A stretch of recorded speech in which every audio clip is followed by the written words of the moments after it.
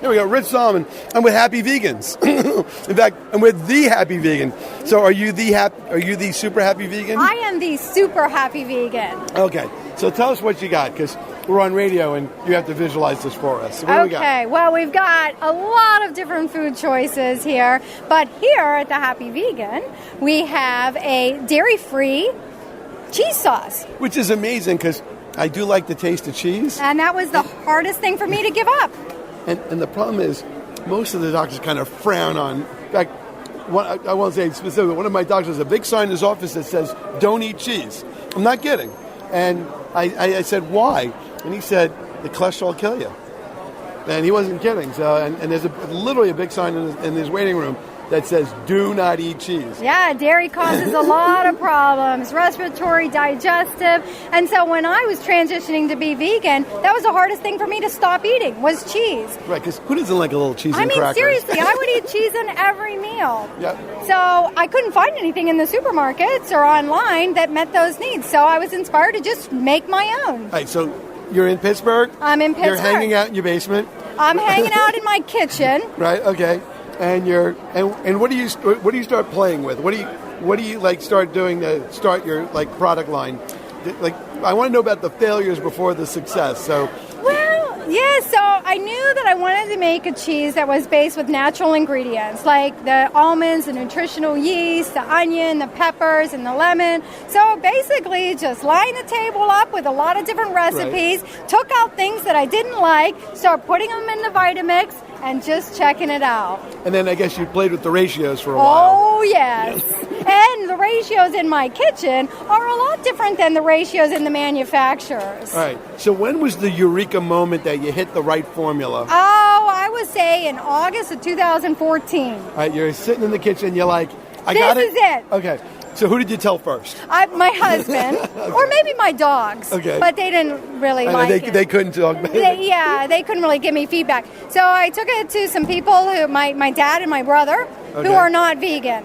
And I thought if they like it, then I'm onto something. So what did you say? Did you just say, try this? Just try this. Okay. Did you give it to them on a cracker? Like, how did you? What was the delivery? I would have been on a tortilla chip. Okay. And what did you say? Just try this. I said, just try it. Okay. And they trust me enough to do that. Okay. Yeah. And what did they say? Oh my gosh. My dad said, this is better than any nachos that I get at the ballpark. Because, we're a big ballpark city. I know, right? but ballpark cheese, I don't even know if that's cheese. Well, I know, but my dad loves it. But he loves it. So I was so thrilled then when he said, this is the best nachos I've ever had.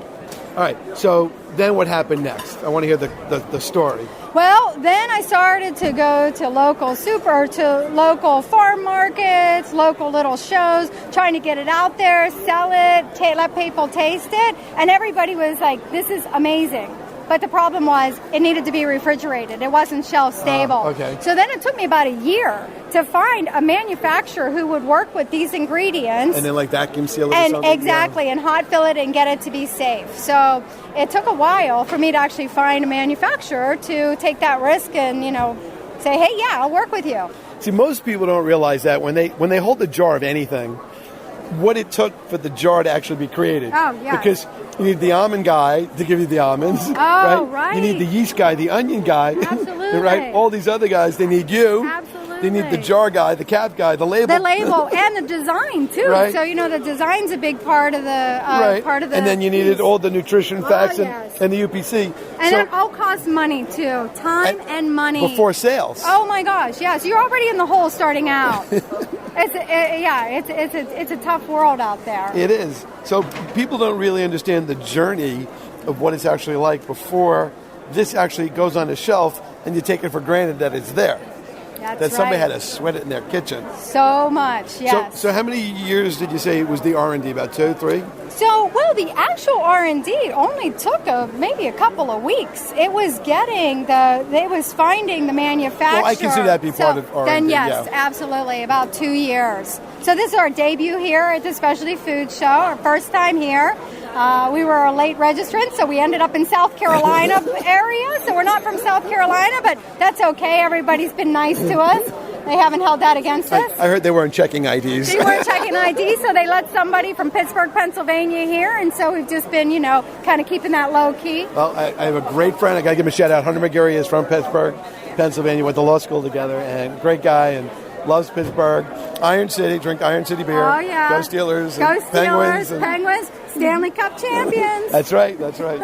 And he has a little son, and I think he was wearing like a Steelers shirt in one of the more recent photos. So, Very it's all good. cool. What do you like to put your stuff on? I put it on rice and potatoes and pasta. Makes a mean macaroni and cheese. Oh. I like to put it on wraps or sandwiches. Really, anything that I would otherwise put cheese on. Could you make a grilled cheese out of this, kind of? Have you ever tried that? You could make a grilled cheese out of it. I may want to ask you for a recipe. Yeah, you could absolutely do that. My 'cause kids- it does heat up. Because my kids love grilled cheese, but Oh, yeah. I mean, let's face it, you don't want to give a lot of cheese to people. Agreed.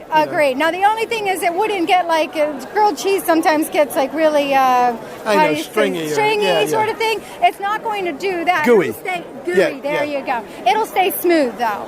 Yeah, it will stay smooth. I added to salsa, tomato sauce, makes an amazing dairy-free vodka sauce. Put it over pasta. So good. Alrighty. Well, and the website is? The website is www.nachonocheese.com. Oh, there you go. I thought it'd be Or thehappyvegan.com. See, that's- www.thehappyvegan.com. And you are Sharon. Sharon I'm Gregory. Sharon, the Happy Vegan. All right. Well, I wish you success in your endeavor. Thank you, Richard. All right. Thank you. We're going to get a picture. All right. Cool.